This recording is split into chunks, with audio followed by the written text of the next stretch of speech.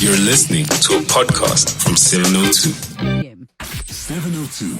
The Naked Scientist. Time for The Naked Scientist with Dr. Chris Smith, and we take your calls on 011 8830702 and the WhatsApp line 0727021702. Doctor, how are you doing? Happy Monday.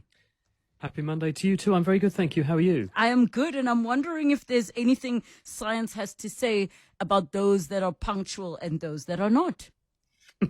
I was listening to your conversation with John and thinking, whoops, I'm in both those camps. I've been the latey and the person upset by being late, and I do it frequently. And I put it down to being a busy person who's also one of those people who always says, I've just got time to do that. I can just do that. I'll just do that. And I always cut it too fine, and I almost miss my train and then have to run a bit faster or end up making some other compromise. I really do need to learn my lesson, don't I?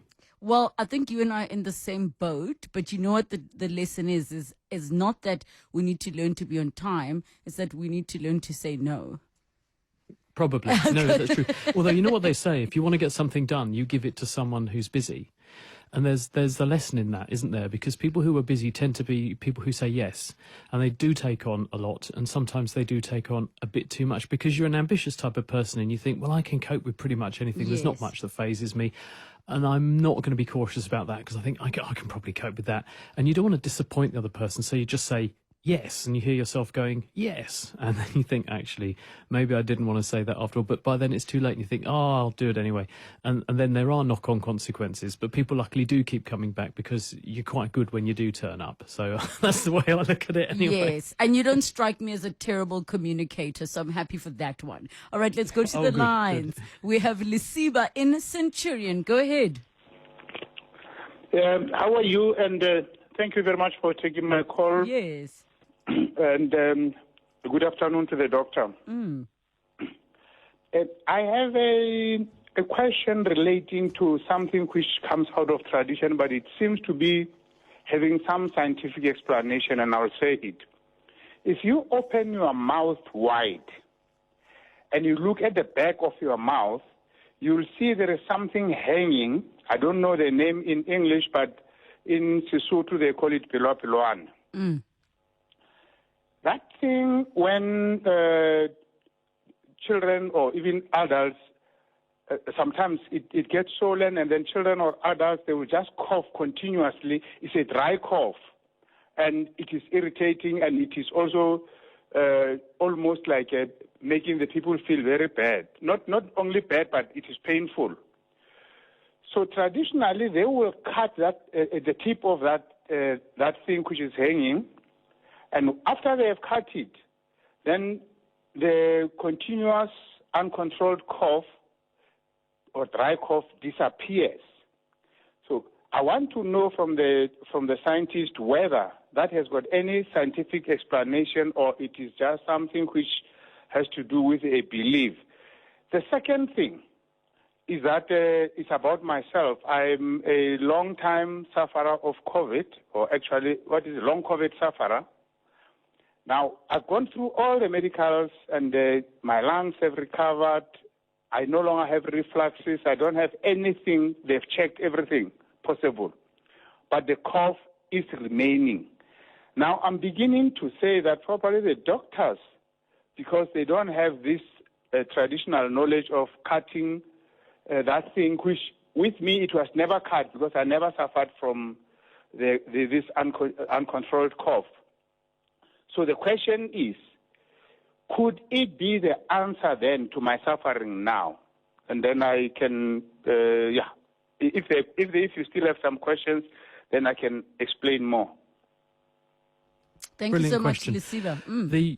The bit that you can see in the mirror dangling down at the back and wobbling around when you say is your uvula. That's the anatomical term. And when we take something out of the body, you usually add ectomy to the end of it. So if you have your appendix out, you have an appendicectomy. And if you have your uvula removed or truncated a bit, they knock a bit off of it, then it's a uvulectomy. And it is done. In some people, it can occlude the airway and cause snoring or apnea when you go to sleep and everything relaxes. In some cases, you can get it's some kind of intractable damage or infection there, and it can cause an issue, and it can be removed for that reason. So this is done medically. It's a recognised treatment to take that piece of tissue away or make it smaller. But it's not something you could just or should just leap into, because there's usually a reason why a symptom happens, and there's a mechanism behind that. And it's important before just making an assumption and just launching blindly into a path of treatment that one has investigated properly. Now, I know you said I've got long COVID and this has caused a cough, but we don't know for sure that the long COVID has caused the cough. It's very important to make sure that we are sure about that before we launch into something that might or might not be the right diagnosis, and therefore might be the wrong treatment for that diagnosis. So bottom line here, you're quite right. You can have that part of your body surgically adjusted and have a uvulectomy, and it can be used for coughing and irritation and other things like that to relieve those symptoms, and it is done. But we don't know why you might have your symptoms, and therefore it might not be quite the right thing for you. So the key thing is that it's properly investigated to make sure that the reason for your symptoms has been understood and we're not missing something, and therefore work out what the best treatment for whatever your new symptom is. Thank you so much for that question. And we've got some questions on the WhatsApp line. Hi, Lebo and Dr. Chris. I would like to ask about vitamins. I'm taking vitamin D3 and vitamin C. So I would like to know that how long does the vitamins stay in your system? Because I take one month and then I skip the other month, and then I skip the other month and then I take. So I would like to know how long does the vitamins stay in human system? Well, the answer to this is that it depends on what sort of vitamin we're dealing with, because vitamins come in two different classes: the water-soluble ones and the fat-soluble ones. And the fat-soluble ones are vitamin A, vitamin D, vitamin E, vitamin K. Those ones you get from dietary components that have oils in them, and because they're fat-soluble, you can store them in your own fat tissue. And they therefore, because you have a lot of fat tissue, can be used for a long period of time and will remain in the body for a long period of time. So you're less likely to run out of the fat-soluble vitamins, with a few exceptions and under very exceptional circumstances, compared to the water-soluble ones. Vitamin C is a water-soluble vitamin. The B vitamins are water-soluble vitamins. So you have to top yourself up with those regularly, because otherwise you pee those out much more rapidly. So if you were saying to me, which one should I take and which one should I not take, the answer is that unless you have a defined deficiency, cynics say vitamin pills are a really good way of making very expensive urine. In other words, most of what you take in vitamin pills, that's what food is for, and most vitamin pill contents just enrich the people who sell them to you, make you poorer, and don't really affect your health. There are some people who have specific health needs, and they do need topping up with certain vitamins and minerals, and under those circumstances it's absolutely essential that they do that for good health reasons. But most people who eat a balanced diet do not need vitamins. So the first thing you should do is be thinking about, well, can I substitute a food which is almost certainly going to be a lot cheaper and probably better in terms of as a supply of those vitamins for you? If you can't, or you have a defined medical need, then the one you're going to run out of fastest are the water-soluble ones. Luckily, they're also the ones that are really easy and really cheap to get from food, because you go and eat some green leafy vegetables for your B vitamins and go and find some nice ripe fruit, which is nice bright red, say apples and oranges and so on, and that will give you plenty of vitamin C. So on that note about the very expensive urine, doctor, my question is, there are some people who use urine for different types of, and I'll say it in inverted commas, therapy, like washing, or using it to wash with, or drinking it. Some might use it to wash their hair. Is there any scientific evidence that using urine in that way is beneficial at all? Well, if there are trace nutrients in the urine, then if you drink it, and it's, let's put aside any other kind of chemical threat, there's no infection risk or anything, let's just say it's your own, for example, then you will absorb some of those micronutrients. But at the same time, it's salty, it's more concentrated than your body fluids, with a few exceptions, and therefore it'll probably make you drink loads more. So you'll drink more water to compensate, and then you'll make more expensive urine because you'll wash out all the other stuff. So I think the best thing to do is to just eat sensible diets and eat the right things. Balanced diet, and don't skimp on the fresh fruit and vegetables. 5 portions a day of fresh fruit and vegetables is the best way to have a good healthy diet, and all of the micronutrients which you need are in there. Your body has spent millions of years evolving to be really good at getting the trace elements it needs from what we eat naturally. When we began to evolve in very harsh conditions millions of years ago, we didn't have pharmacies and people pushing pills on us. Yes. We had to make sure our bodies were optimized to survive in really, really harsh conditions. These days, we have a cushy life in comparison, with readily available foods of all different types that we can easily access at a fraction of the cost to our health that getting those sorts of foodstuffs would have come at historically, and we wouldn't have had these sort of fallow periods where we couldn't access those foods. So our bodies really are very good, much better really than they need to be at getting these nutrients out of the food we eat, as long as we supply them with the raw materials in the first place. So that's the best way to do it, and the most cost-effective way to do it. All right, let's take a quick break. When we come back, more questions for Dr. Chris Smith. The Naked Scientist. We're still with the Naked Scientist as we wrap up. 011 8830702 and the WhatsApp line 0727021702. Tato in Randburg, go ahead. Hey, guys. Sharp, buena. The sharp man. Hey, naked scientist man. There's this thing called paresthesia, right? It happens when I'm in the bathroom where my legs go dead. I don't know if you heard that, Relebogile, when you stand up from the bathroom and then your legs are wobbly and you can't walk, right? Do you mean from the bathroom? Do you mean it's specifically to the bathroom? Oh, specifically to a number 2. I thought you were referring to like laying on your leg for a long time. No, it's sitting on your bathroom, right? Your legs go dead. It's got to do with nerves and something. But why doesn't happen when you're driving or you're on the couch?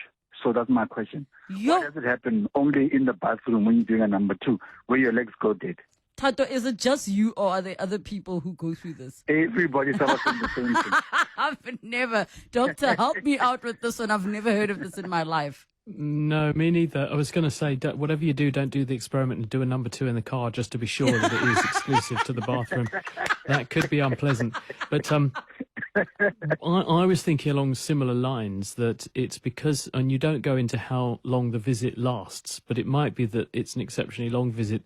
But when we put pressure on a nerve, whether that's by sitting in a certain position, crossing your legs, laying on your arms, falling asleep in a certain position where you squash a nerve, what you do is to deprive the nerve of the flow of blood through what are called the vasa nervorum, the blood vessels of the nerves, because nerves have a really high energy demand, and they have blood vessels that feed them to supply them with the oxygen and the sugars that they need to keep pumping ions, electrically charged particles, to maintain the potential difference inside the nerve. And if you squeeze the nerve, you interrupt the blood flow, which deprives it of that energy input, and you therefore cause the nerve to stop conducting impulses after a while. And that is the reason you get pins and needles, and you also get a motor deficit. You find your muscles don't seem to answer to the call properly. So it might be that the posture that you're adopting when you're sitting down in the bathroom is putting pressure on nerves either directly in your legs, or because of the posture somewhere in your back. If you just, through the way your back is naturally structured, or you're a bit older and there's some build-up of bone in certain places, you can impinge on nerves where they come out of the spinal cord in certain positions. And it might be there's enough of a squeezing effect doing this to make this happen in the certain positions you adopt, doing some things but not doing other things. And that would be my best guess, but I don't know for sure. Let's hear from other people who find they get this if they do. I am so confused, but thank you, Tato, for bringing that up. Wandile in Centurion, go ahead. Hi. I would like to know, I have bipolar 1, and I was diagnosed about 2 years ago. And ever since I had my first episode with bipolar, I've never been able to sleep on my own. So I was wondering, will I ever be able to sleep on my own? Because now I sleep with sleeping tablets. And I was wondering, what is the reason and why can't I sleep on my own? And does that apply to all of, I can't remember the term, but is that in a mania phase or just in general? So the episode that I had was a mania phase, Yes. but it's since passed, and I have been taking medication, bipolar medication, and my chemicals have balanced out, so I haven't had an episode again. But ever since I had that first episode, I haven't been able to fall asleep on my own at all. So I take sleeping tablets, and I have been taking them since I was diagnosed with bipolar. That's such a good question, Wandile, and thank you for asking. And Dr. Chris, I'm just wondering, I once heard somebody like a psychiatrist that was sharing that sometimes the anxiety of in your mind, the dependence of the sleeping pills is what keeps a person awake. Is it related to the bipolar, or is it something else, the sleeplessness?